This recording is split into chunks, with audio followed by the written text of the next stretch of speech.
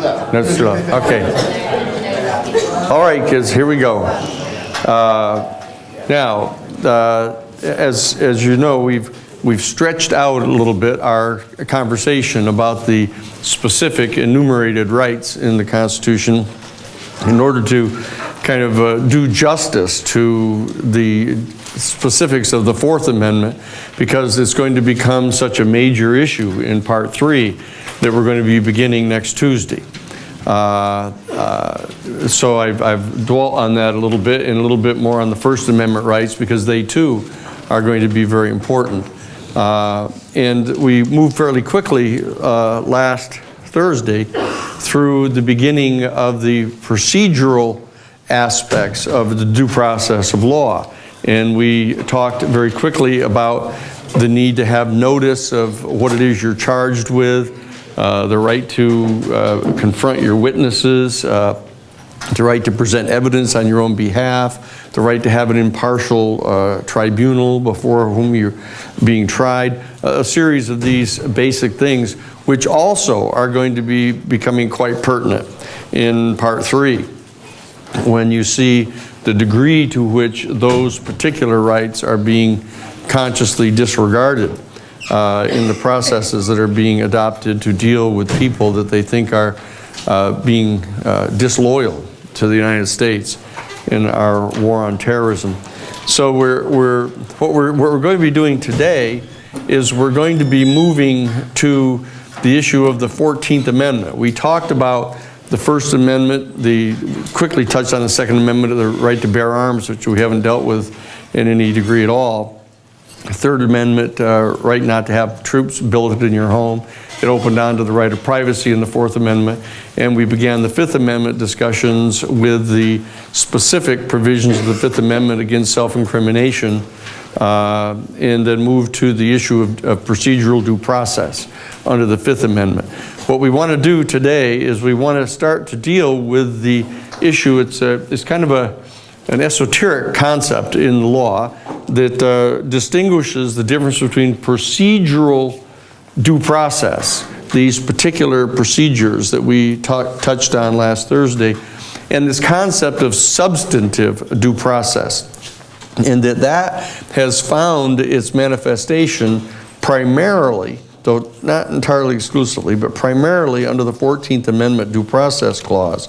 And so what I want to do here today is I want to start the discussion of the 14th Amendment, in which the Due Process Clause appears, and then the Equal Protection Clause that we'll be talking about on Thursday. So that today and tomorrow are devoted to the substantive due process of law in the 14th Amendment, and then Thursday the equal protection provisions of the 14th Amendment, so that we'll complete, and we're going to integrate into this discussion of substantive due process today this issue of the Ninth Amendment, this assertion in the Ninth Amendment that just because there are specific rights enumerated in the first 8 articles of the Bill of Rights does not mean that there are not other fundamental rights that are retained by the people, in stating specifically that there indeed are. So that the same question as to how one would go about identifying and elucidating any of these unenumerated rights under the Ninth Amendment is so closely related to the process that was followed in fleshing out or filling in the concept of substantive due process of law that I'll discuss both of those today. But let's turn to this issue of the so-called Civil Rights Amendments, the Civil War Amendments, they're called oftentimes. These are the 3 amendments, the 13th, 14th, and 15th Amendments that were enacted immediately after the conclusion of the American Civil War. And as you know, that there's this major mythos that obtains that the American Civil War was fought solely for the purpose of freeing the black race from slavery, and that therefore all of these rights that were passed, enumerated and articulated immediately after the end of the Civil War need necessarily to be interpreted as directly relating solely to the rights of the newly freed black race.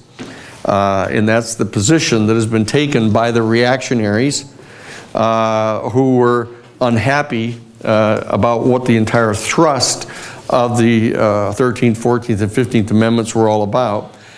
But it's important to point out the sort of tectonic change that was made in the basic structures of the federal government by the 13th, 14th, and 15th Amendments at the conclusion of the Civil War.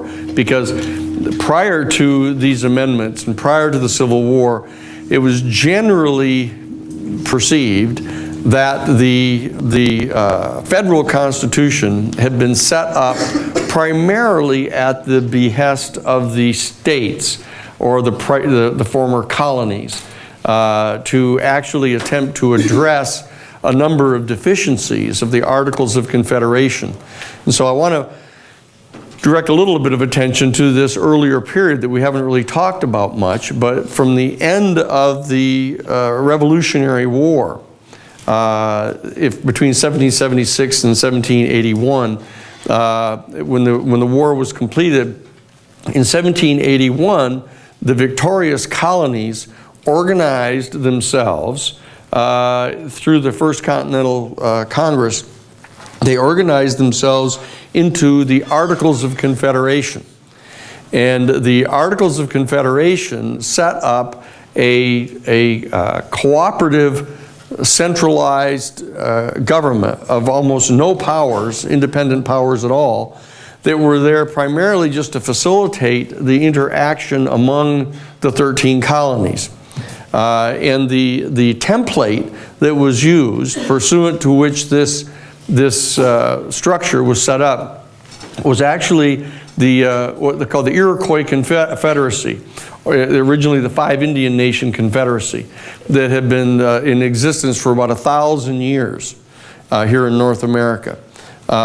In the northeastern North America, that there were 5 major Indian tribes, the Mohawks and the Iroquois and the Onondaga and the Seneca and the others that were up in that area. And they had actually decided to eschew warfare against each other and to replace it with I think it was called Akwesasne, which was the Great White Roots of Peace, they called it. And that whenever there was a dispute between 2 or more of the tribes, of these 5 tribes, they would in fact have the medicine people from their respective tribes gathered together, and they would do a sweat. And they would actually then engage in a process by means of which a peaceful resolution was reached on this dispute. And that this model served as a model for the colonists. And actually, literally, Benjamin Franklin and Alexander Hamilton actually went together up to visit with the chiefs, headmen actually of the 5 Indian nations, and signed a treaty with them right at the founding of the Articles of Confederation, recognizing the 5 Indian nation as a separate and totally sovereign country or entity that in fact would be recognized by the United States government as never having come under the jurisdiction of the federal government. And little known to most people, there is an entire section of northern New York and southern Canada which have never been part of the United States. That it's not like a reservation or any other kind of territory in the United States. It's actually never been part of the United States. It actually preceded the Articles of Confederation and was recognized as such in a treaty that was signed by Alexander Hamilton and Benjamin Franklin on behalf of the new Articles of Confederation government. But there were a lot of, as we touched on in the discussion differences in view between Madison and Hamilton. The Hamiltonians, the mercantilists and the bankers and the big businessmen, they in fact viewed the rules of commerce between and among the colonies to be too lax, that each of the colonies had their own standards for weights and measurements. They had their own money that they issued themselves, and it made the commerce among the colonies awkward and burdensome for the mercantile class. And so they wanted to have a stronger, more centralized government that could impose common rules, primarily for commerce. And that's where the original impetus for the moving from the Articles of Confederation to the new United States Federal Republic came from, as we touched on earlier. So when the new federal government came together, it was clear that the independent colonies that existed in the Confederation under the Articles of Confederation were the principal moving entities to create the new federal government. And you'll notice that in order to have it ratified, the Constitution was sent to the legislative bodies of those colonies. And then the colonies, after the ratification by 3/4 of the colonies, the colonial legislatures, of this new document, then those colonies became states for the first time. Their juridical self-identity evolved from being a simple former colony in a group functioning under a common legislature into states that were subcomponent elements of the new federal government. So that sense of sovereignty on the part of the states that had come together primarily to facilitate the commerce among them and to increase the efficiency of the commerce under the new federal government. That concept dominated all the way from 1791 under both the Articles 1, 2, and 3, and under the amendments, the first 10 amendments. That functioned as the basic perception of the new government all the way up until the American Civil War. And then when the American Civil War was concluded, a very different concept obtained. And that was that the states were now subject to the vastly increased power of the federal government. And for the first time, you see in the 13th Amendment, the actual declaration under the authority of the federal government that in fact there will in fact be no slavery. Slavery and involuntary servitude shall not exist anywhere in the United States. And that the United States Congress is empowered to pass laws to enforce that doctrine. And so that's the first time you've seen something of that nature asserted, with the exception of some discussion that we'll have a little bit later. But this actually effectuated this major alteration in the jurisprudential character of the United States government and the states. And so the same thing happens now in the 14th Amendment. As I said, the 13th Amendment simply declared that there shall be no slavery or involuntary servitude in the country. But the 14th Amendment had basically 4 provisions in it, and then an enforcement provision, Section 5, that said basically that the Congress of the United States is hereby empowered by this constitutional amendment, the 14th Amendment, to pass laws putting into effect the other 4 provisions of this 14th Amendment. And the first one stated directly, flat out, that all persons born or naturalized in the United States are citizens of the United States and of the state wherein they reside. What this had the effect of doing is making members of the African race that had been captured and dragged to the United States and put into slavery and had been freed by the proclamation of Lincoln, that these people were now acknowledged to be citizens of the United States and entitled to all of the same rights, privileges, and immunities of other citizens of the United States.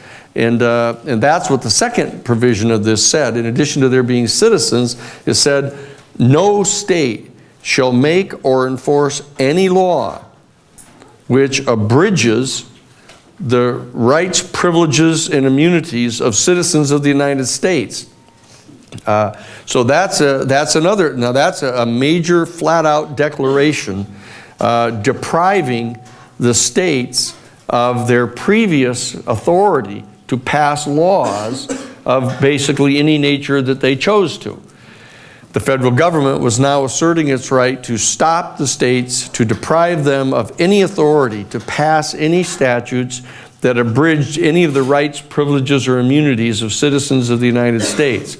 This left some question as to exactly what those rights, privileges, and immunities might be, but it declared that to be the principle behind the 14th Amendment, the second of the four principles.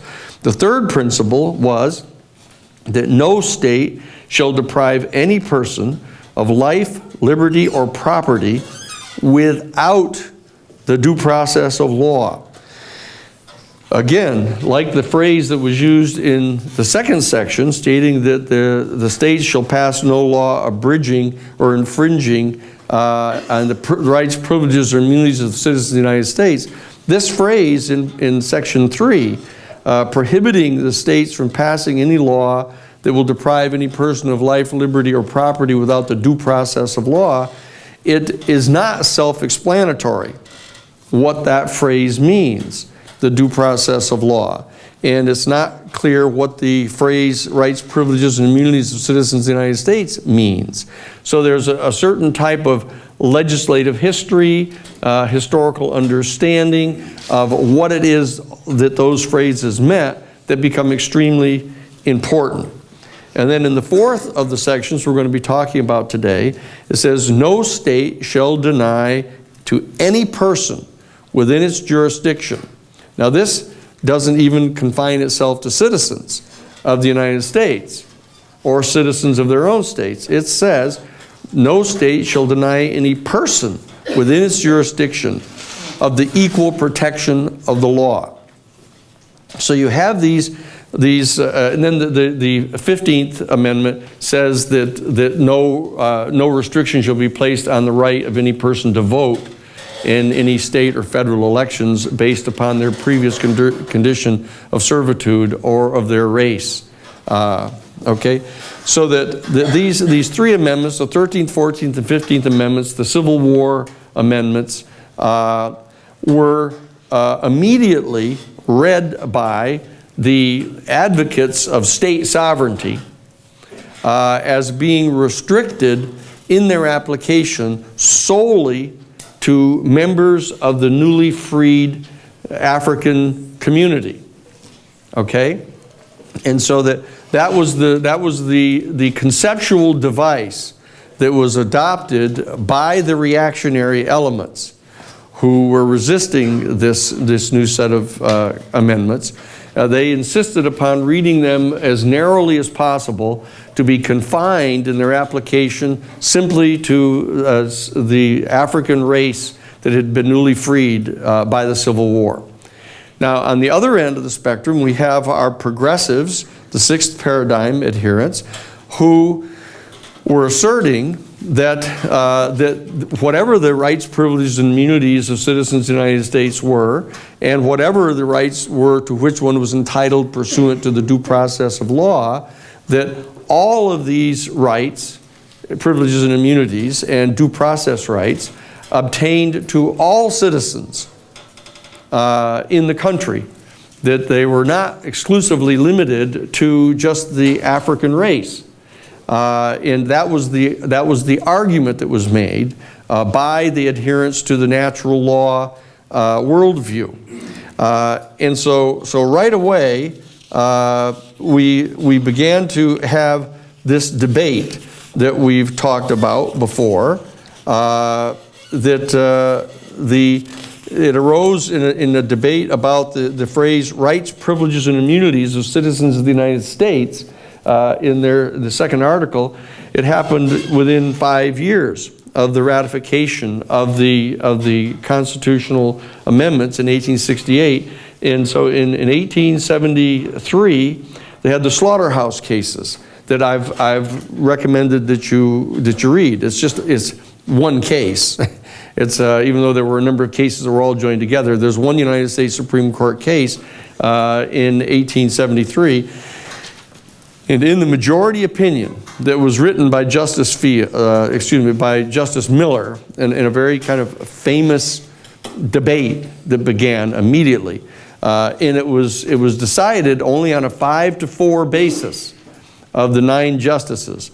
And Justice Miller and four of the other justices all gave the reactionary reading to the statutes and said that the rights, privileges, and immunities of citizens of the United States are just those rights that a person would have to have in order to exercise in that case, his rights as a federal citizen.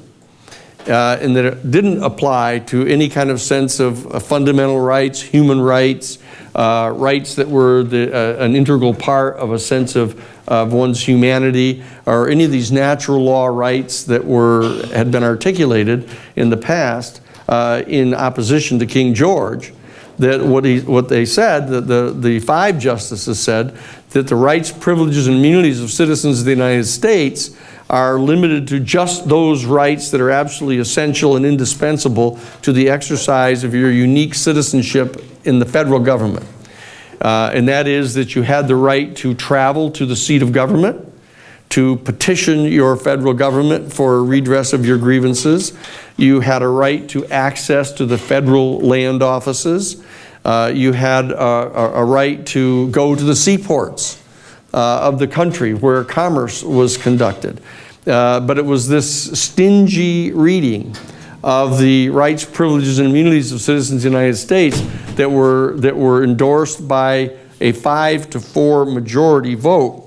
But there was this historic dissent that was written by Justice Fields, and an additional concurring dissent by Justice Bradley, in which they asserted flat out that the concept of rights, privileges, and immunities of citizens of the United States applied to all of the fundamental rights that a human being was entitled to pursuant to the theory of natural law. And again, they didn't articulate exactly what they were, but they did say that those rights that were specifically enumerated in the other 8 First Amendments clearly identified some of these fundamental rights that you had. That whereas they had been enunciated and enumerated in the first 10 amendments only over and against the federal government, that now that this basic sea change had occurred at the end of the Civil War, that those rights that had been enumerated over and against the federal government in the first 8 amendments to the Constitution clearly obtained over and against the states as well. The problem was that since it was a 5-4 opinion, and there was a great desire on the part of the 9 justices of the Supreme Court to attempt to garner unto the Supreme Court this kind of extraordinary authority that they were taking to be able to engage in judicial review against any of the actions by a legislature or the executive branches. What they wanted to do is they wanted to be extremely careful to preserve the precedential authority of decisions that they made. So even though the slaughterhouse cases in 1873 were decided only by a 5-4 vote, all the justices on the Supreme Court tended to pay homage to that kind of now concretized concept that the rights, privileges, and immunities of citizens of the United States that were set forth in the second section of the 14th Amendment applied only to this extremely limited number of rights that you had solely as a citizen of the federal government. And because of that, there was a great deal of frustration on the part of the sixth paradigm natural law adherents who had articulated their position quite forcefully in the dissent by Justice Field and Justice Bradley in the slaughterhouse cases. And so what they began to do is they began to look around for some other method by means of which they could grant federal protection to this full panoply of rights that are set forth in the first 8 amendments over and against the state. And so one of the first places to which they looked was this concept of, in the third article, the due process of law. That even though on the face of it, where it says that no person shall be deprived of life, liberty, or property without the due process of law, that it sounds on the face of it very procedural. And of course, that was exactly what the position was that the reactionaries, the second paradigm reactionaries took. This is only talking about procedural rights. But in fact, they didn't even acknowledge that the same procedural rights that are guaranteed in the first 8 amendments over and against the federal government, such as the right to a jury trial and the right not to be found brought to court without a grand jury indictment, these particular procedural rights, they didn't even acknowledge that those applied over and against the states. And so that they took this extraordinarily narrow view, not only of what constituted the rights, privileges, and immunities of citizens of the United States, they took an extremely narrow view of what the due process procedural rights were. And on the other hand, the adherents to the sixth paradigm natural law worldview kept on insisting that not only did the rights, privileges, and immunities of citizens of the United States include all of the procedural rights, but that they included every other kind of right that might be perceived. But because of the 4 justices who were in dissent in the slaughterhouse cases wanting to maintain the precedential power of the decisions made by themselves sitting as the court, they did not challenge this issue of the rights, privileges, and immunities. What they decided to do was to try to come in through the back door and look to the due process of law as somehow inherently containing the requirement for the observation of these fundamental rights by the states. They ran into another challenge, however, because prior to the passage of the 1868 14th Amendment, therefore in the period after 1791, in the passage of the Bill of Rights, up until 1868, there had occurred a case in 1833 in which there was an effort made to enforce the Fifth Amendment's due process clause, to enforce it against the state of Maryland in the case of Barron versus Baltimore in 1833.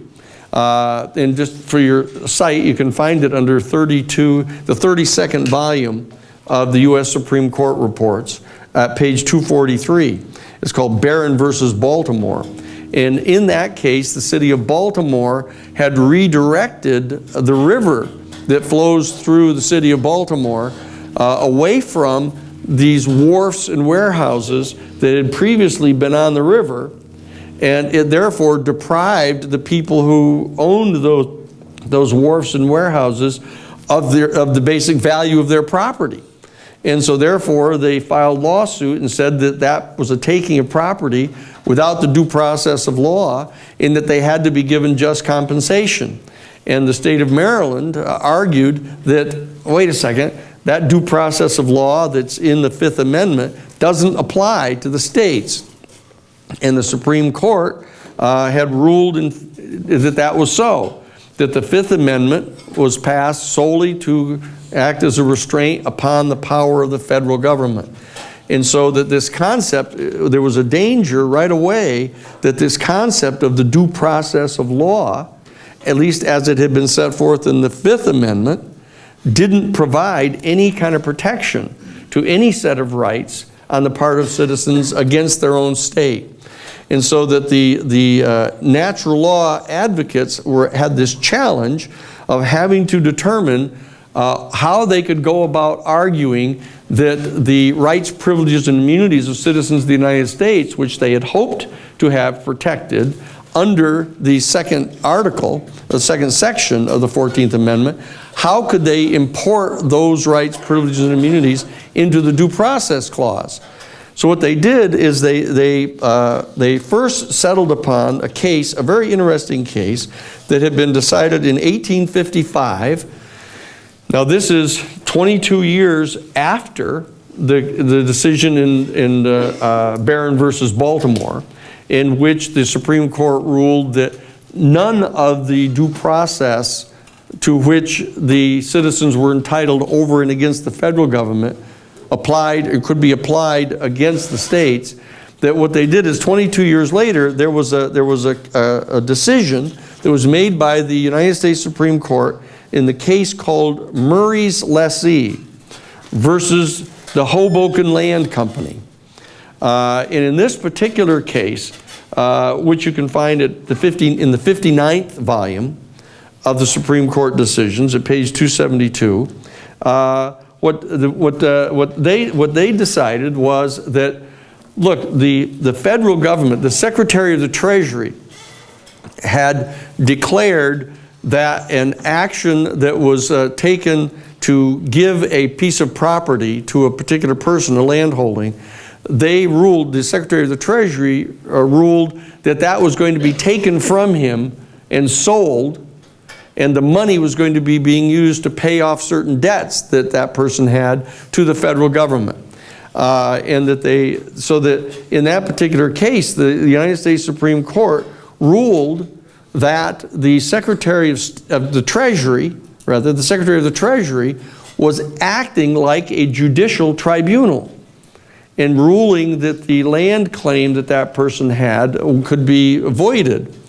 And so that what the court said is, look, that whatever the due process of law requires in the Fifth Amendment over and against the federal government, one of the things that it can't do is it cannot allow the legislature, the Congress of the United States, which had authorized this act by the Secretary of the Treasury, they cannot allow the executive branch, Secretary of the Treasury, to function with judicial powers.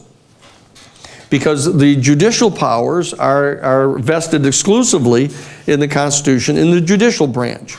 And so therefore, whatever else one might want to say about the due process of law, it not only prohibits the taking of property without just compensation, it prohibits the taking of the property through a judicial-like process by the legislature and the executive branch, because it violates the fundamental separation of powers. And so that they said that implicit in the due process of law was a respect for the separation of powers doctrine. And so that you had a United States Supreme Court case as of 1855 in which the United States Supreme Court had ruled that the concept of due process as set forth in the Fifth Amendment over and against the federal government included something more than just the fact that it had to give just compensation. It basically said that the due process of law barred the Congress of the United States and the executive branch from exercising judicial-like powers. Okay? And so we had, there was a precedent that was there in Murray's Lessee versus the Hoboken Land Company. There was a precedent that suggested that the United States Supreme Court had the authority to read into the due process clause certain fundamental rights of fairness that were not even enumerated in the Constitution itself. Okay? Yes? With this on the books, how is Lincoln able to suspend habeas corpus 10 years after that in ex parte nullity? Well, that's going to come up. That's going to come up. We deal with that in Part 3. This whole thing of the executive branch starting to assert powers under the War Powers Act to vitiate habeas corpus and all that. We'll get to this.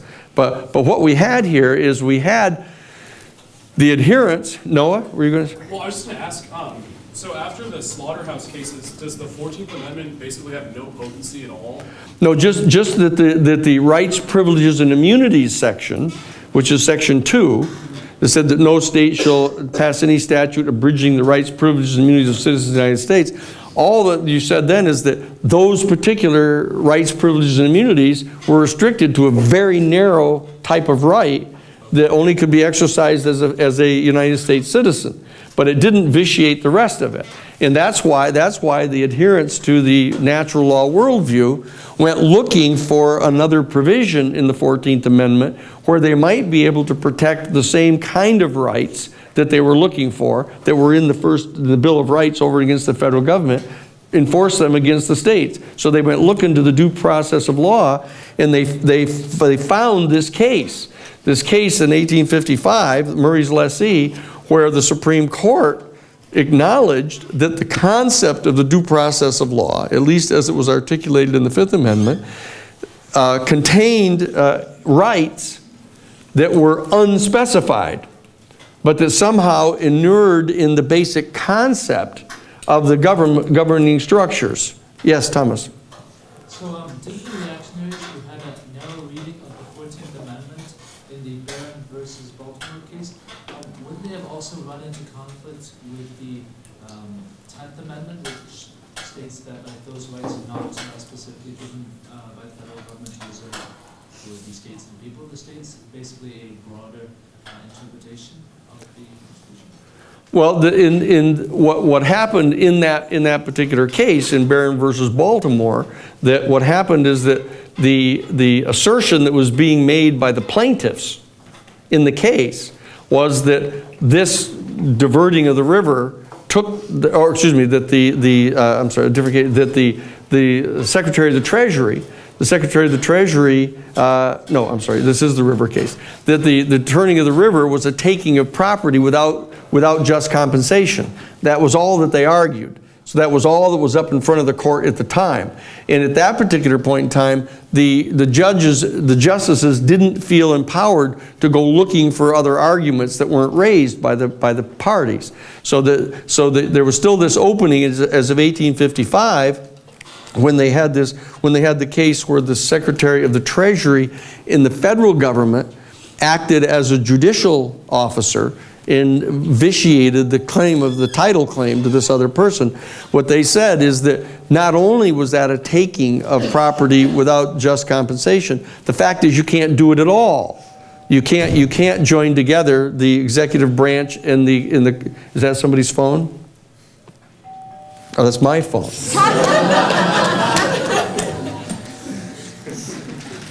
There we go.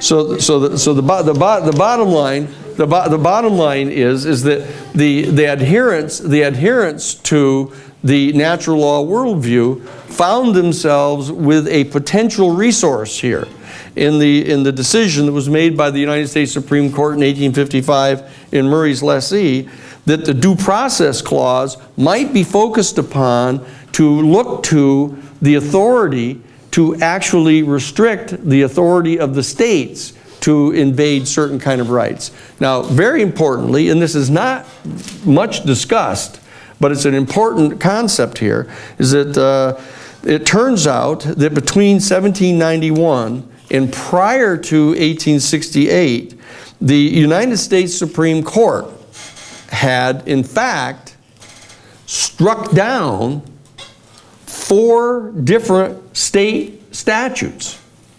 One in Connecticut, one in North Carolina, one in Virginia, and one in Rhode Island. which they said violated the due process of law. So they actually, in defiance of Barron versus Baltimore, what they did is said that even though in Barron versus Baltimore they had asserted that that the Fifth Amendment right to insisting upon the right of due process didn't apply against the states, what they said here is 4 different cases they ruled that certain legislative actions undertaken by a state did in fact violate due process. And one of them was the very classic case that they had asserted the right of due process against the executive of the federal government, in which the state legislature passed a statute giving the executive branch to function like a judiciary body. And so what they did is they transplanted that case that was ruled over and against the federal government against the state government. And so that this happened in the case of Calder versus Bull. In Calder versus Bull, the United States Supreme Court ruled that the state of Connecticut that had passed a statute setting aside a judicial opinion was in fact void, because the legislature did not have the right to invade the exclusive province of the judiciary, that it was an inherent concept of our form of government that they couldn't do that. And so that they struck down a state statute, the United States Supreme Court, without any 14th Amendment. And then they went on in 1810 in Fletcher versus Peck, in which the state of North Carolina had rescinded a land claim that a person had, and just took the property away from them by statute, the legislature, and they said they couldn't do that either. And so you had a second law now struck down. First one in Connecticut, in Calder versus Bull, then one struck down in North Carolina in 1810, and then again in 1810, there was one where the state of Virginia took away the property of the Church of England, and took it away and gave it to other people. And the United States Supreme Court in Terrett, T-E-R-R-E-T-T versus Taylor, in just the 13th volume of the U.S. Supreme Court reports at page 43, ruled that to be unconstitutional, that you can't do that. So peculiarly, you had a number of cases, and another one was Wilkinson versus Leyland, in which they struck down a Rhode Island statute is violative of due process, in which they overruled the right of a person to remain in a landlord in a tenant position. They vitiated the lease of the person by statute, and they struck it down, saying that a legislature can't do that. So that there were 4 United States Supreme Court decisions that were entered between 1798 all the way up into 1829, in which the United States Supreme Court had in fact declared unconstitutional specific legislative actions, so that the adherence to the natural law worldview seized upon these due process decisions made by the United States Supreme Court, and they began to argue that the due process of law as a concept inherently acted as a restriction against certain kinds of things that the states could do. And now what they did is they followed a number of different kinds of analysis, moving directly from the most narrow one that had existed under the Due Process Clause of the Fifth Amendment against the federal government, this prohibition on a legislature acting as a judicial branch. That's the one they moved against 2 of the states under right away. But it was the same basic concept. It is integrated into due process in the Fifth Amendment. They applied it against the states. And there are 2 major law review articles that I have had Toby a copy and send to you guys so that you'll have them, basically to keep them in your library so that you'll know that they're there when you need them in some future point in time, potentially in law school. One is the California Law Review. The article, it was a 1930 article called "The Meaning of Due Process of Law Prior to the Adoption of the 14th Amendment." And it actually covers these cases. And then there is a Yale Law Journal, which is a 2010 law journal. It's entitled "The One and Only Substantive Due Process Clause." And it is a major history of the development of this concept of substantive due process through the court's decisions. So what you began to get is that there was a recognition on the part of the adherents to the natural law worldview that they had a resource here in the due process clause of the 14th Amendment, prohibiting states from enacting any statute that would deprive a person of life, liberty, or property without the due process of law, that began to integrate the procedural rights that had been set forth against the federal government in the Bill of Rights. They began to apply them one at a time against the states. And they also had felt that they were authorized to engage in this process of substantive due process, of being able to determine what other kind of fundamental rights an individual citizen had that a state just couldn't violate. It's just, you just can't do that for some reason. And that they moved through a phase of starting originally specifically citing natural law principles. They overtly declared that the natural law rights of individuals, such as had been asserted by these framers over and against King George and over and against England as a basis of their revolt against them, they began to assert those same natural law rights over and against the state governments and over and against the federal governments under the Due Process Clause.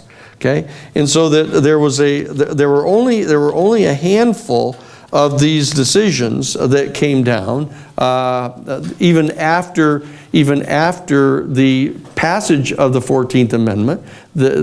Because of the Slaughterhouse case, there was this problem that they couldn't get at these rights with right, privileges, and immunities of citizens of the United States.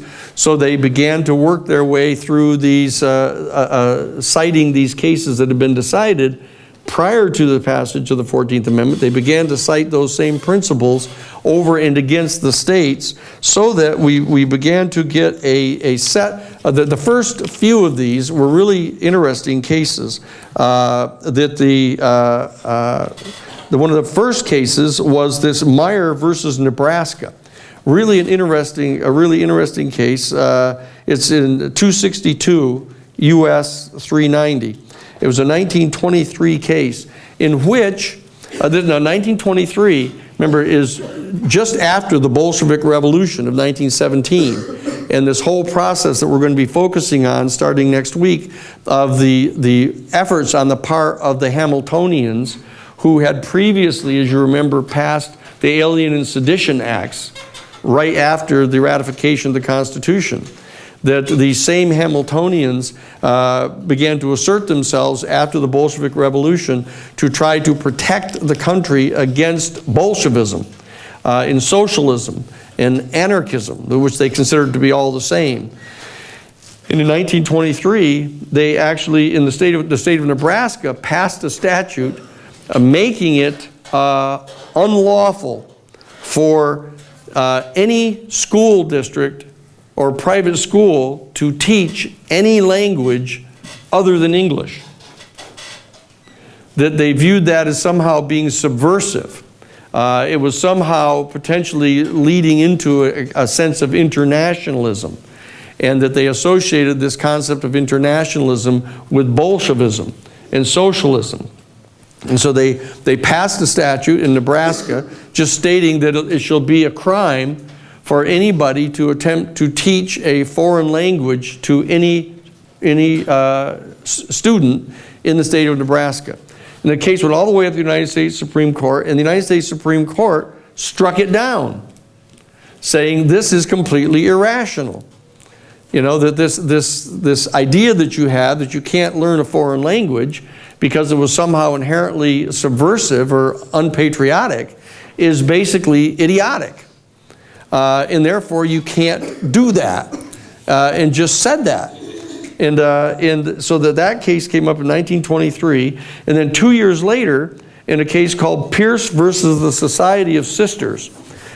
This was a case in which, again, the state passed a statute saying that children could not go to Catholic schools, that they had to go to state schools, a state secular school, and that therefore they prohibited, they made it a crime for any parents to send their children to a Catholic school. Once again, this kind of primitive, jingoistic kind of energy that was going on in the country against Bolshevism, they basically viewed the Catholic schools as being subversive to the patriotic nation state. And so again, the United States Supreme Court in 1925 struck down the statute, the state statute, prohibiting the teaching of any foreign language, or excuse me, going to a private school. And so that you had two cases in 1923 and 1925 striking down a state statute as violative of the Due Process Clause of the United States Constitution.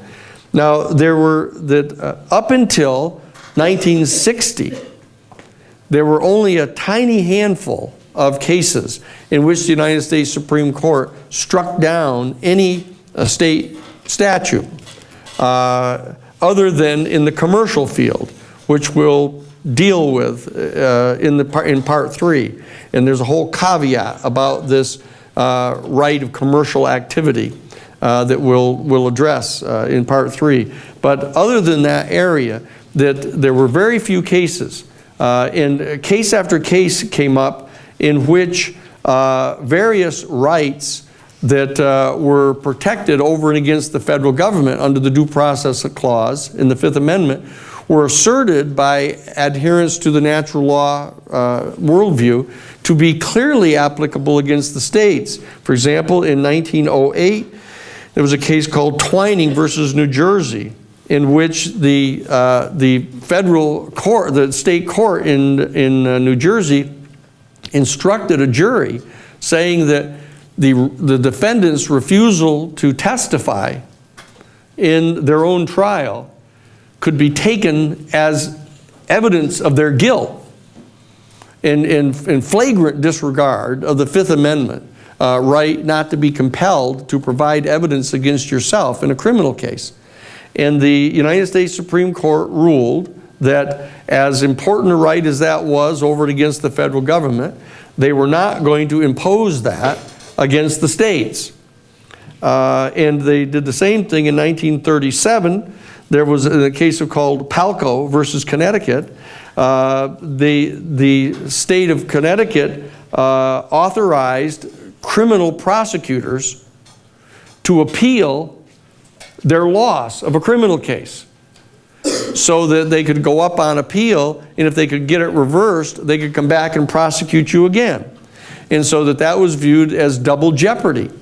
And so that therefore it was argued by the adherents to the natural law worldview that it violated the fundamental due process right not to be prosecuted twice for the same offense because you'd already been acquitted. Okay? And so in that case, in those cases, you saw that what might logically appear to be a necessary aspect of due process of law, because it was specifically provided in the Bill of Rights, was expressly rejected by the Supreme Court. Mainly because they were successful in getting more reactionaries on the court than there were adherents to the natural law worldview. There's nothing more complicated than that. You just understand that this fundamental dynamic that I'm talking to you about in this course is going on between the reactionaries attempting to pull all of the rights back into the same condition in which they were under the authoritarians, that is non-existent, versus the natural law worldview adherents that were attempting to flesh out a full spectrum of fundamental rights that the individual had over and against the state. So this war was going on. And in fact, they took another pass at the issue of the Fifth Amendment right that a person had against self-incrimination in 1947 in the case of Adamson versus California. That's at 332 U.S. 46 in 1947. And again, by a 5-4 vote, the Supreme Court refused to impose the Fifth Amendment right against self-incrimination on a state. But in that case, Justice Black and Justice Douglas wrote a major dissent in that case, in which he asserted, he laid out in a full, detailed opinion, how obvious it was that from any conceptual philosophical point of view, that all of the fundamental rights that were recognized to exist over and against the federal government on the part of an individual in a criminal defense had to apply against the states, or else the due process of law didn't mean anything. And so he set forth the concept of total incorporation.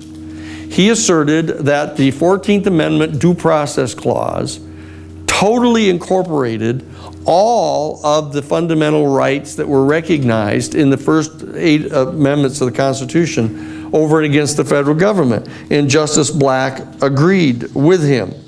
But then there began a process. Starting basically, there were only 2 rights prior to the 2 cases I told you about. The case of Pierce versus the Society of Sisters and the Meyer versus Nebraska, up until 1942. There were 2 of those, but there were 2 other ones that in 1897, there was a ruling that the city of Chicago could not, in fact, take away property without just compensation. And that was in the case of Chicago-Burlington Railroad versus Chicago in 1897. And then there was the case of Fisk versus Kansas in 1927, which said that free speech, freedom of the press, and freedom of religion under the First Amendment had to be respected by the states. So there were a couple of exceptions where the Supreme Court recognized that First Amendment rights and the right to just compensation had to be respected by the states. But other than that, up until the late 1940s, none of these rights were recognized over and against the states. But what happened is, starting in about 1960, we ended up prevailing, I say we, but the adherents to the natural law worldview ended up prevailing and started to get more and more judges on the federal courts and on the United States Supreme Court who in fact agreed with the fundamental dissent of Douglas and Black in the case of Adamson. So that by 1960, Black and Douglas had allies on the Supreme Court, and they began one by one to rule that fundamental rights that obtained over and against the federal government in the first 8 amendments applied to the states. And you go down through a series of cases, and I won't bore you with all of them, but just I'll give you the names of the cases so you'll see how they step by step began what they called a process, the doctrine of selective inclusion. They selectively included one fundamental right after another as being intrinsic to the due process of law. And in 1961, they included the Fourth Amendment right against unreasonable search and seizure in the case of Mapp versus Ohio. That's 367 U.S. 643. Then the Fifth Amendment against self-incrimination, expressly overruling Twining and Adamson in the case of Mallory versus Hogan. Mallory versus Hogan, 378 U.S. 1.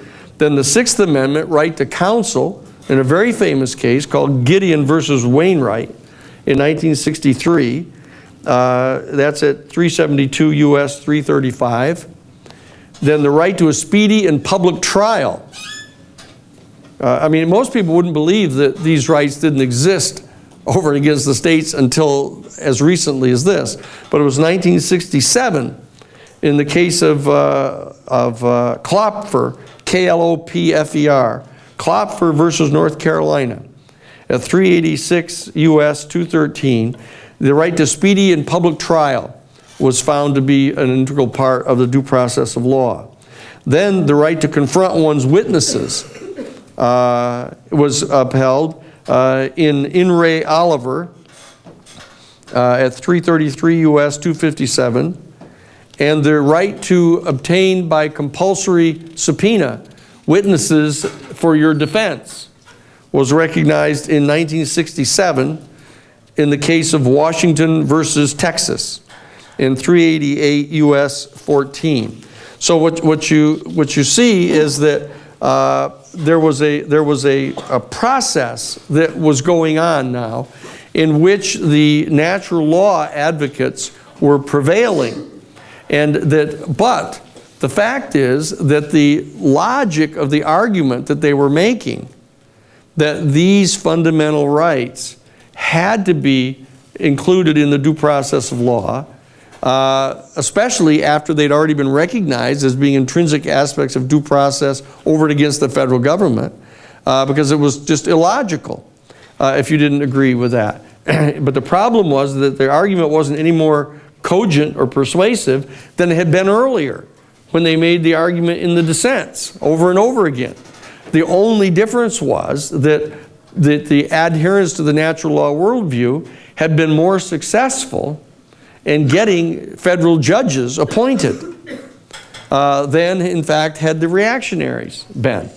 And so that's the thing that you have to keep in mind here as we move toward the third part, in all-important part of this course, that you need to understand that there's been this conflict going on between adherence to these two worldviews, the reactionary worldview and the natural law progressive worldview, and that the middle marginalists of the fourth paradigm, the scientific logical positivists, have been attempting to devise conceptual frameworks in which they could, in fact, strike a balance between these two competing camps and try to give some sort of increased protection to rights by means of conceptual gymnastics, actually, rather than just adopting the natural law worldview.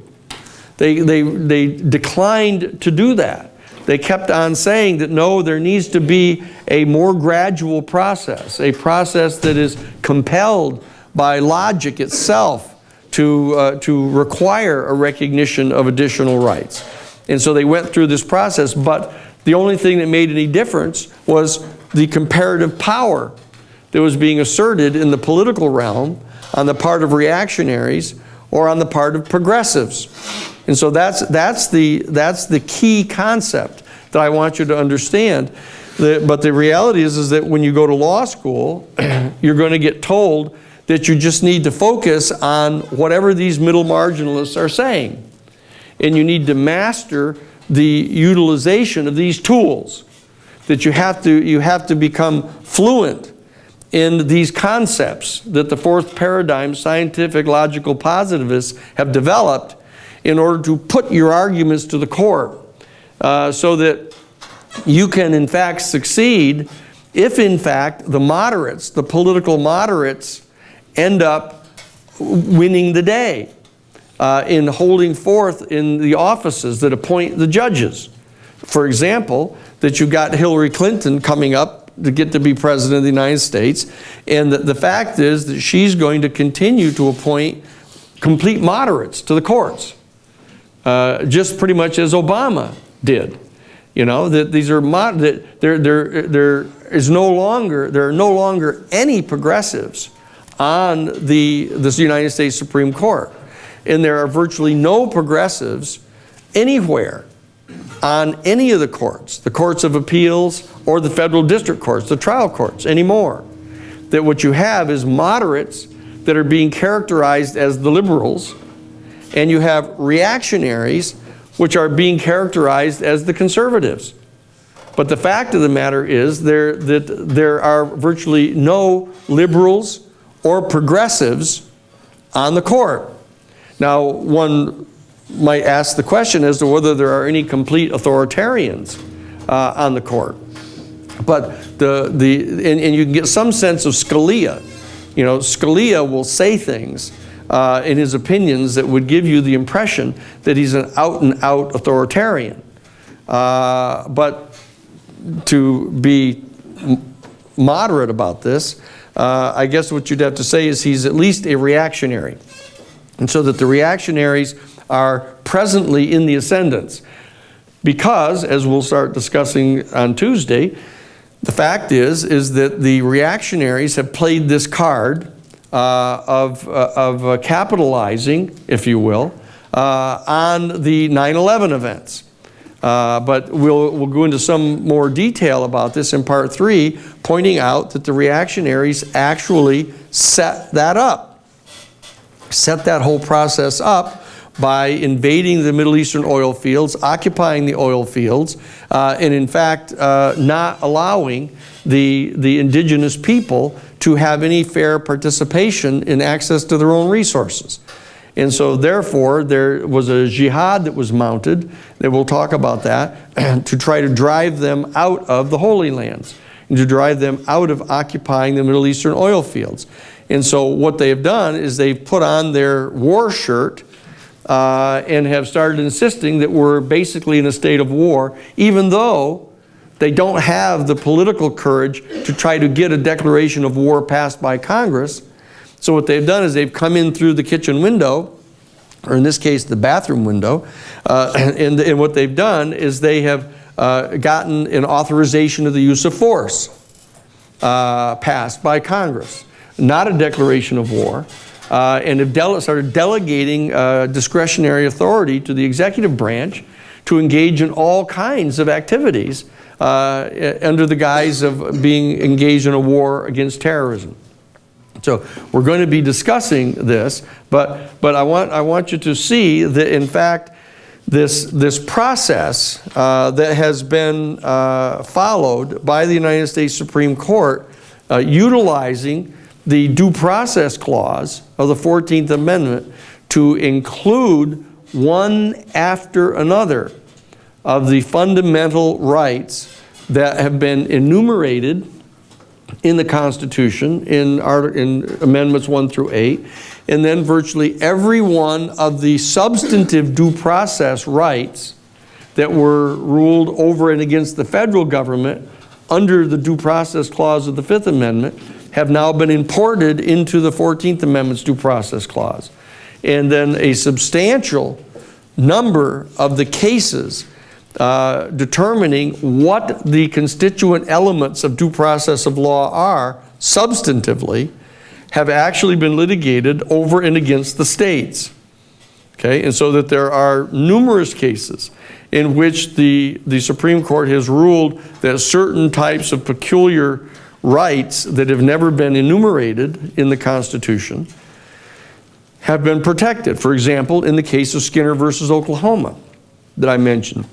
In Skinner versus Oklahoma, Oklahoma had passed a statute that if a person is convicted of 3 separate crimes, that they can be sterilized. on the theory, supposedly, that somehow kind of criminality is a genetic disease of some sort that can be passed on through dominant genetic processes. But there's no scientific evidence to support that. And therefore, the United States Supreme Court struck it down in Skinner versus Oklahoma. Okay? And so that one would assume that that right exists now over and against the federal government, even though there's no case that specifically has held that the Due Process Clause of the Fifth Amendment includes the substantive right not to, in fact, be sterilized by the federal government because of your having committed 3 crimes. Okay? So, but now these become extremely important because these concepts that have been developed by the United States Supreme Court over and against the states under the 14th Amendment's Due Process Clause are going to become very, very valuable to us in the coming decade, because the federal government has now grown to such a powerful position that they are the ones that are in fact engaged in the activity of attempting to suppress the fundamental rights of the citizenry. That these are the people that are in fact spying on all of your phones and computers. These are the people that are attempting to chill your First Amendment rights. These are the people that are in fact violating every other Fourth Amendment right by having the right to come into your home without any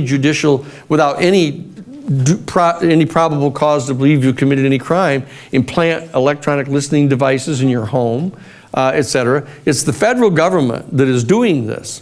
And the peculiar part of it is, you might add, is that it's being done under Democratic as well as Republican administrations. That you might tend to believe that the reactionaries tend to be Republicans, and that therefore the Democrats aren't going to do this, except that the Democrats are now new, more moderate Democrats. They're not primarily progressive Democrats. They're moderate Democrats, and therefore they're into this constant balancing test. And that whenever you see a court starting to talk about balancing the fundamental interests of the security of the state against the fundamental rights of the citizens, you know the citizens are getting set to lose. Constantly. You know, because the gastronomic response that they're able to engender by going to the bloody shirt in the war clauses and protecting the sanctity of the motherland and all of those fascist kind of concepts constantly trigger these lower chakra energy systems of fear and power in people, and that they're able to persuade the legislature that if they oppose them, that they're going to hold them up to ridicule to their constituency and get them unelected. And so that what we're looking at here now is that we're now getting ready to start dealing with on Tuesday the situation that we're in. And all of this has been in preparation for that set of discussions that we're going to have here. And we'll be addressing on Thursday the issue of equal protection, the fourth of the 5 clauses of the 14th Amendment, which says that no state shall pass any law depriving any person of the equal protection of the laws. Because on the face of it, in the historical context in which the 14th Amendment was ratified, there are arguments that are being made by the reactionaries that when they're talking about the equal protection of the laws, they're clearly talking only about the black race. They're only talking about the rights of the black race to have equal rights with the white people. And you'll see that with regard to the rights, privileges, and immunities, the discussion that Justice Miller engaged in those slaughterhouse cases, he said, look, there may be other groups other than just the Negro race that are entitled to the protection of the equal protection of the laws. For example, he said, if there was an effort to enslave all the Mexicans, or an effort to enslave all the Asian people, we think, even the majority in slaughterhouse cases, we think that this equal protection clause in the 14th Amendment could be invoked against the states to stop them from doing that. And thereby implicitly would say that the equal protection of the laws is an aspect of the due process clause of the Fifth Amendment over and against the federal government. Okay, so this is the situation that we're in, and that in the 1960s, that's why I say my whole period of time, going to college from 63 to 67, and to law school from 67 to 70, and then to the divinity school from 73 to 75, I was right in that period where there was this burgeoning of rights that were being acknowledged by the United States Supreme Court with the liberals and the progressives that were on the Supreme Court. We actually had progressives on the court at that time. Justice Douglas and Justice Black specifically with regard to these rights. But there were then a number of liberals with Brennan and Fortas and Marshall. Marshall was a natural law progressive. So we had the advantage of having like 3 progressives, and 3 liberals, and then 3 conservatives on the court at that time. And so we were able to make great headway in getting a set of specific rights that one would have assumed right from the beginning would have been included as part of the due process of law, or as one of the rights, privileges, and immunities of citizens of the United States. But it took a long time to get us there. And what we're going to be talking about in part 3 of the course is that what's happened here, and we want to get, again, we'll revisit the kind of historical context in which this onslaught has happened here, which has been the end of the Cold War. With the coming of the end of the Cold War, with the dissolution of the Soviet Union on December 31st of 1991, basically the reactionaries that have been in charge of all policies in the country from the end of the Civil War from 1868 all the way up to the First World War in 1917, that whole group of robber barons that predated the onset of the Bolshevik Revolution, that whole group just said, oh good, now we've defeated the Bolsheviks and worldwide socialism, and so let's get back to our same worldview that we had, this reactionary worldview in which the robber barons believed that the Caucasian race was somehow entitled to take over all the resources of the world.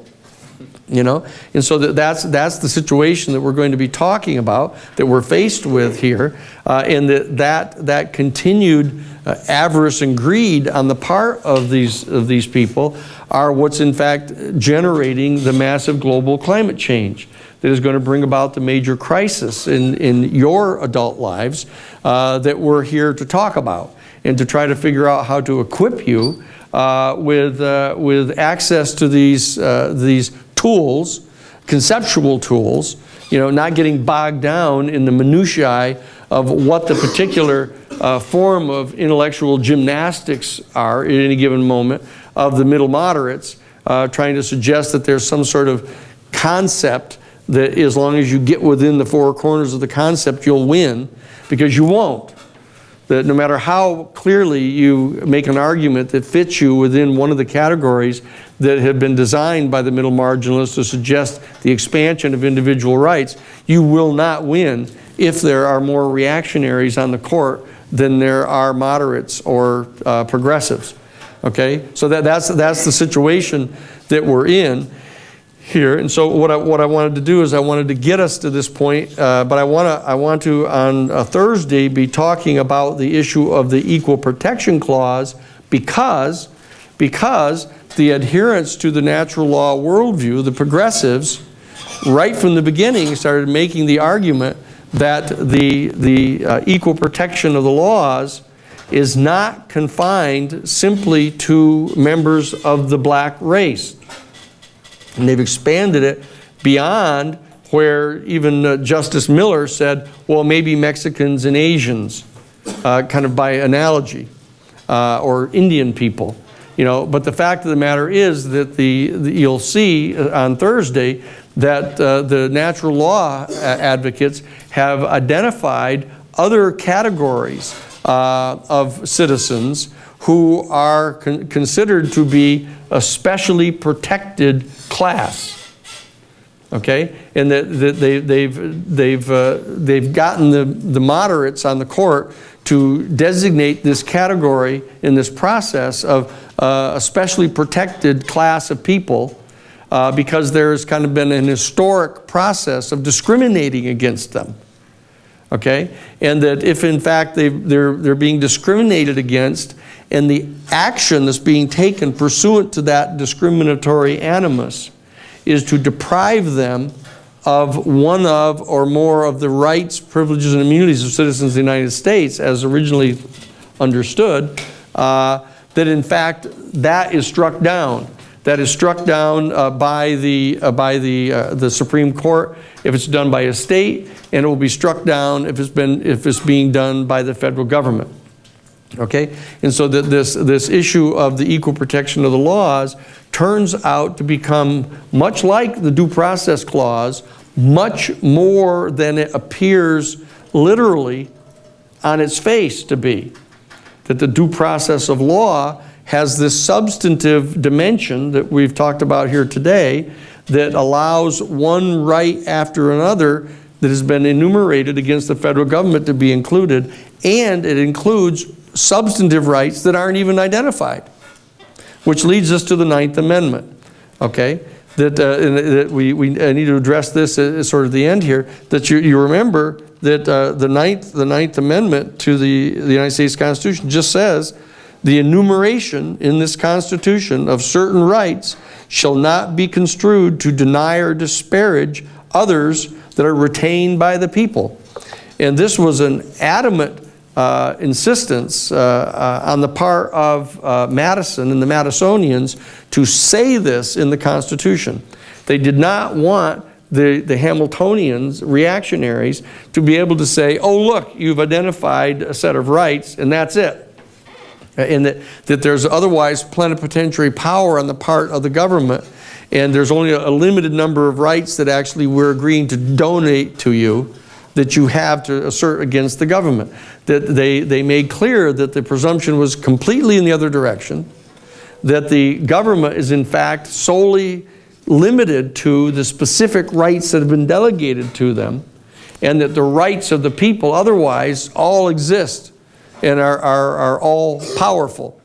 Okay? And so that's what the Ninth Amendment says, except that, again, on the face of it, when you say, well, what would be the process by means of which you'd begin to identify such rights?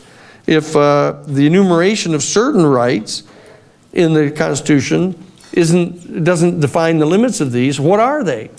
And that becomes a thing where there may be certain procedural rights that one could argue have come into existence that wouldn't have existed prior to this time and didn't exist at the point when the Fourth Amendment was designed. For example, that if an airplane can fly over your house or a helicopter and has a visual equipment on it that can penetrate the walls of your home, and as you know now, they can do it through infrared. They can count how many people are in your house and whether you've got lights going on in the basement more than you should have. Or that they actually have laser technology now that they can focus on the windows of your house and pick up the vibrations inside your house with a laser. They fine-tune it just like a phonograph needle, and it can monitor all the conversations in your house from outside. And that they've got a thing called a harmonic amplifier. They can call your telephone number, and you pick up your telephone, and the minute you've done that, your house is live. All the phones in your house have become microphones. And so even if you hang up the phone, all your phones remain live and are recording everything going on in your home.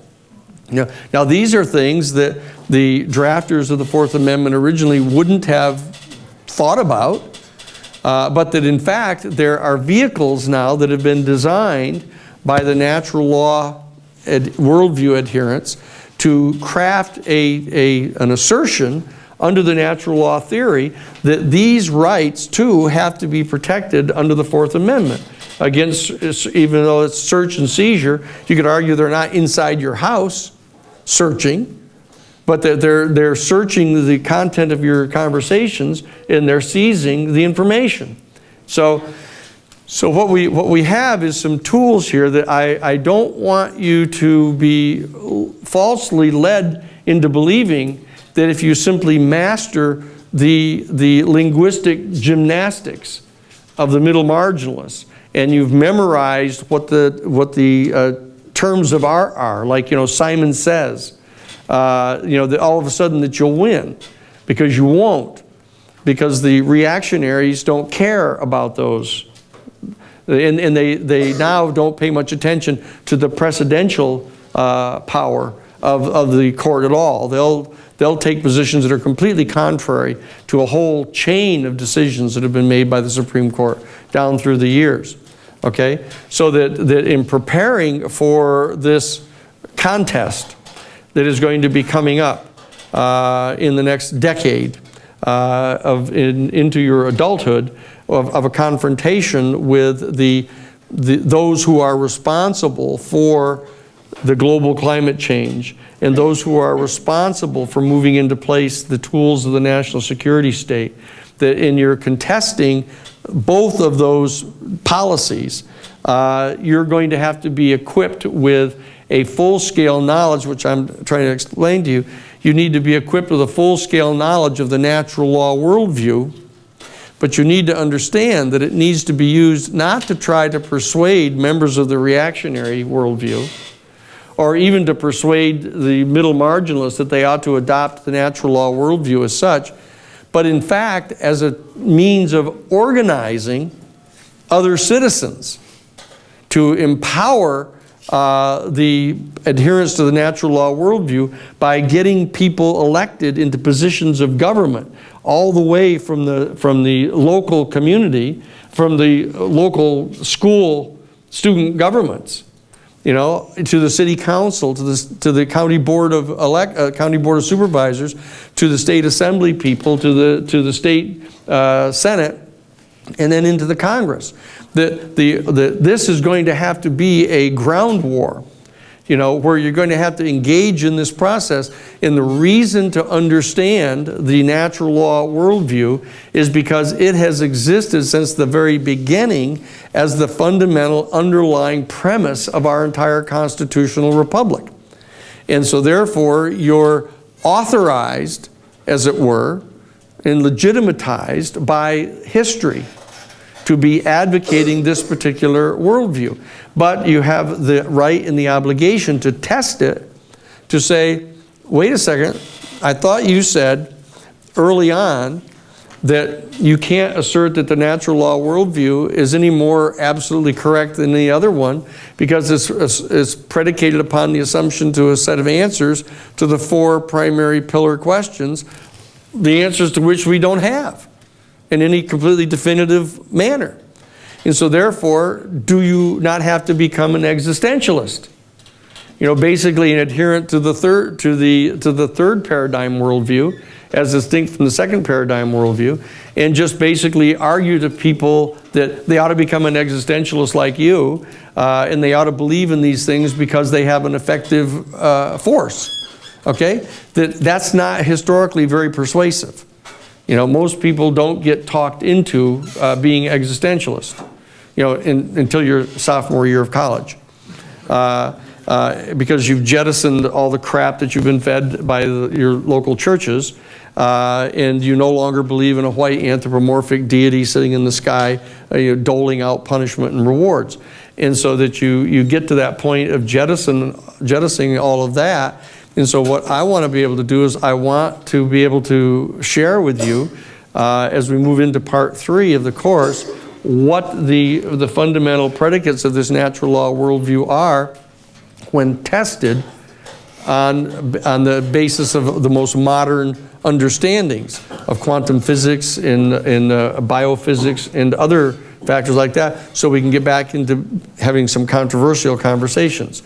These are all pretty non-controversial, the things I'm talking about now. Tyler? So I just had a couple questions about like how natural law has been applied, kind of. Specifically, I think, according to what you're calling the reactionary worldview, but Yeah. like the reactionaries using natural law to back up their arguments.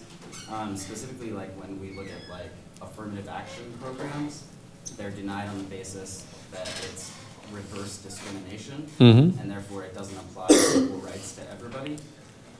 Also, in defense of sacred places for Native peoples, we've denied protection of sacred places because that would be an establishment of religion in their favor. So it becomes like an almost reverse discrimination on the basis of religion. So that's 4 questions. Okay, so you got four of them going in there. Ultimately, it's just like if we're using natural law theory to a background or like as a backdrop for like this kind of equality, to what extent can it be used as like counter to historical problems? All right. Okay. So let's sort of take them one at a time. That with regard to the protection of the indigenous sacred lands of Native American people, there is an entire concept structure inside the Constitution that the treaties of the United States are superior to any other statutes, and that therefore the treaties that have been entered into with the Native American people give them a special status. And for example, it's been decided by the United States Supreme Court in the Native American religions case that even though there's a general statute prohibiting the use of peyote on the part of everyone, whatever the rationale is behind it, that in fact Native American people, because there's been thousands of years of usage of this as an integral aspect of their religious ceremonies, that they're specifically exempted. Okay, so and the same thing is true of their sacred lands. So this goes back to like what I was trying to get at too, is like the idea of like getting past this limit kind of like natural law by declaring like exceptions to like natural law theory, et cetera. Is like one of the examples that goes back to in Native people's law specifically is Lone Wolf v. Hitchcock, where we used our plenary power to justify the allotment program, which split up tribes and reservations on the basis that if we lost our parental authority over minority communities, we wouldn't be able to protect them. Well, except that the concept of the parental authority of a minority race over everyone else doesn't really hold up very well when you think about natural law rights. So, I mean, the fact that they assert it, it requires someone countering them who is familiar with genuine natural law principles to say that that's total crap. But it's still on the basis of like trying to redress historical injustices. So we have a problem not only of like denying people historical redress on the basis of natural law, but we also have a problem of using historical redress to back up our own, like. Well, I don't think you would use redress. I mean, you're talking about the white rights, against preferential legislation. Well, like Lone Wolf v. Hitchcock was largely spurred on by reformists who thought that they were trying to save a dying race. No, that's not true. That's total bullshit. The fact that that's the Latin term for it. That's a technical legal term. What that was is an argument that was being made by the middle marginalists to try to rationalize what it was that they were trying to do. The fact of the matter is that the most patronizing of all of the church people and all that kind of stuff for them were completely racist. They viewed the entire Native American population as being infantile and being inherently, mindless and unintelligent, and therefore they were children, and that they thought that therefore they should deal with them as children and be protective, and then they pretended to be responding to some sort of sense of moral obligation to be helpful to these people. It's total crap. The fact of the matter is that they were just into taking all their land away, and that the churches have been dragged into and brought on as a power of the imperial efforts, same way the Catholic Church was in Rome. So the fact that they posture and say that this is a natural law argument that we're making, it's a good point, because what we have to be able to do is you need to be familiar on a deep level of what the value is of a natural law worldview to be able to recognize when that isn't what's being really asserted, that there's some sort of shibboleth going on here. There's some sort of attempt to commandeer the concept of natural law to support a racist, imperialist policy.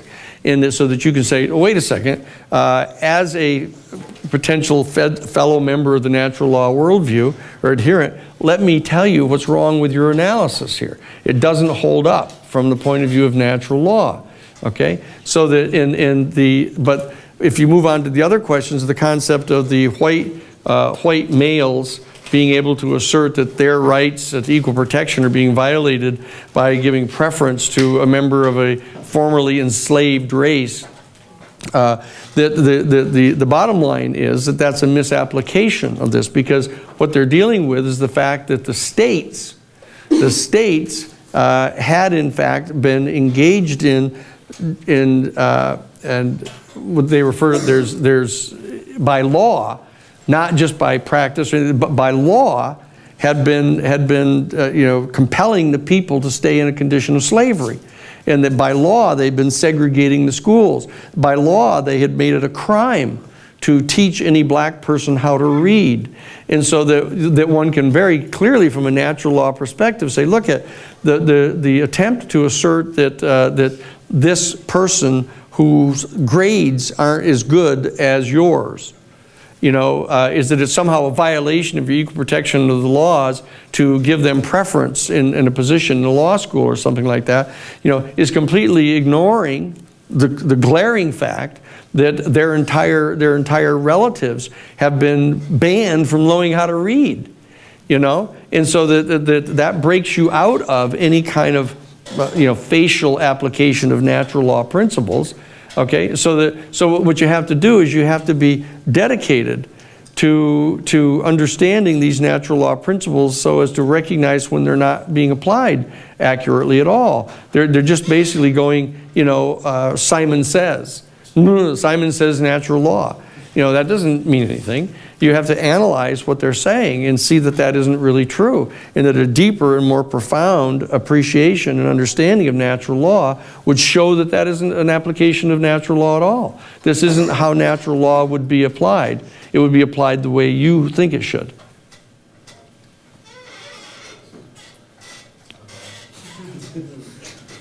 Glad to know it works in my favor, I guess. Depends on whether you're the white guy trying to take someone else's place in law school. So in how much it hurts. The main thing then is I totally agree with your analysis of that's not being justified to an extent, My problem is just then if we look into programs that are meant to look at historical problems, like historical injustices and right wrongs that go back a long time, ultimately beneficiaries. No. The argument is one step deeper than that. It's not that they're third-party beneficiaries of wrongs that have been committed on someone else. The wrongs are being committed on them now still. Okay? So, for anybody, to think that a black person in American society right now isn't being discriminated against, isn't being mistreated in some fundamental way is just total myopia. It's actually still going on. So that the effort to say, oh, well, we're just trying to remedy a 200-year-old problem, and that these other applicants for the positions are just third-party beneficiaries, it makes the whole thing seem kind of arbitrary and unfair by the way it's conceived. But it's not true. It's not true. But don't we have to avoid also the argument that it's our government's responsibility to fix these things? Because that would ultimately give the government paternal authority over the assignment of. No, not paternal authority. That what it is an acting party that has actively injured and continues to actively injure people because they're responsible for their historical conduct. That's like saying a person is, in jail 3 years now for having murdered someone, and then you say to them, Well, that was a long time ago. And so therefore, you know, you can't continue punishing me like this because it's all over. That's a past fact. You know, the historical damage that has been done to the Native American people and the damage that's been done to the members of the black race from what's been done to their people, to say nothing of having, you know, exterminated, you know, virtually all the alpha males from the entire Native American population for whole tribes, and so that the continuing consequences of that are real and not just historical. They're real. The people are suffering from the consequences of that kind of action. So that what I'm saying is that what I want us to be able to do as a result of the course is to become fluent in what the arguments are, also for the reactionaries.